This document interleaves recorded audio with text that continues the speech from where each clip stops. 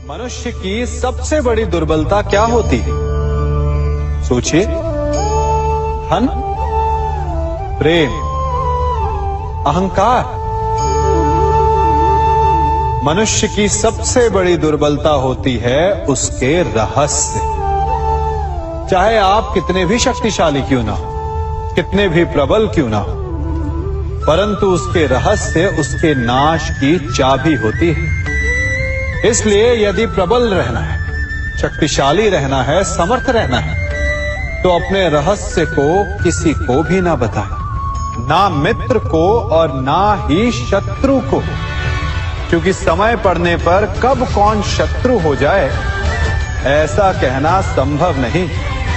विभीषण को रावण के अमृत कुंड का ज्ञात था, इसीलिए प्रभु श्री राम रावण का वध करने में सफल हो सके।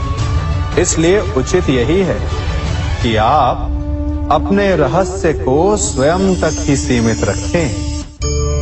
मनुष्य का मन बड़ा विचित्र होता है, कल्पना में ही विकास करता है, संपन्न भविष्य का स्वप्न देखता है और कल्पना में ही जो नहीं हुआ उससे भय खाता है।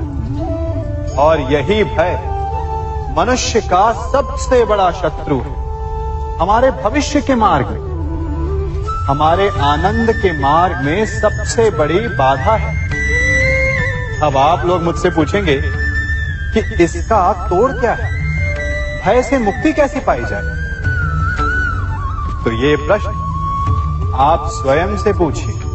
तनिक सोचिए, जब आप एक सुंदर भविष्य की कामना करते हैं तो उसे पाने के लिए आप परिश्रम करते हैं ना? ठीक उसी प्रकार भय से मुक्ति पाने के लिए आप उससे लड़ जाएं और उसका निवारण आपको स्वतः ही मिल जाएगा।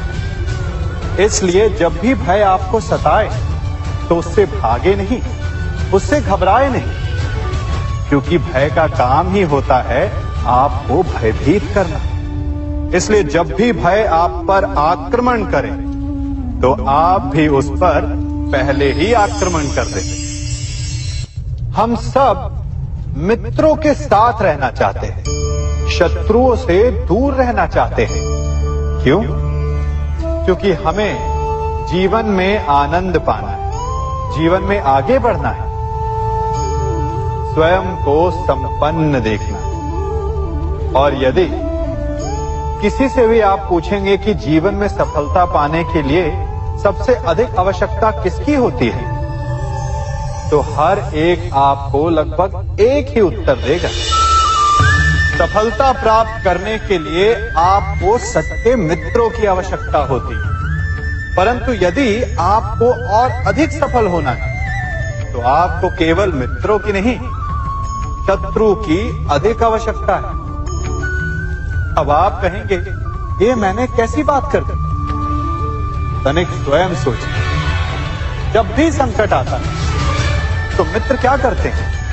आपकी सहायता करने के लिए आपके साथ खड़े हो जाते हैं, और संकट के समय में शत्रु और बड़ा संकट बनकर हमारे समक्ष खड़े हो जाते हैं।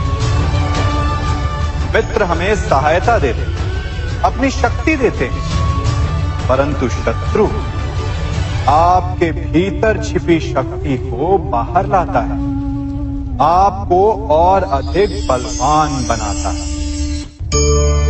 संगति या साथ, मित्र और साथी मनुष्य के व्यक्तित्व के लिए सबसे महत्वपूर्ण होते हैं। अब आप कहेंगे, ये कैसे? मनुष्य अवश्य अपने व्यक्तित्व के लिए उत्तरदायी होता है, परंतु मनुष्य संगति में ना चाहते हुए भी उसका व्यक्तित्व संगत की भांति हो जाता है। इन पात्रों को देख रहे हैं, मध्य में जल रखा है, इसमें दूध है और इसमें मलिन कीचड़ रखा है। यदि मैं इस जल को इस दूध में मिलाता हूं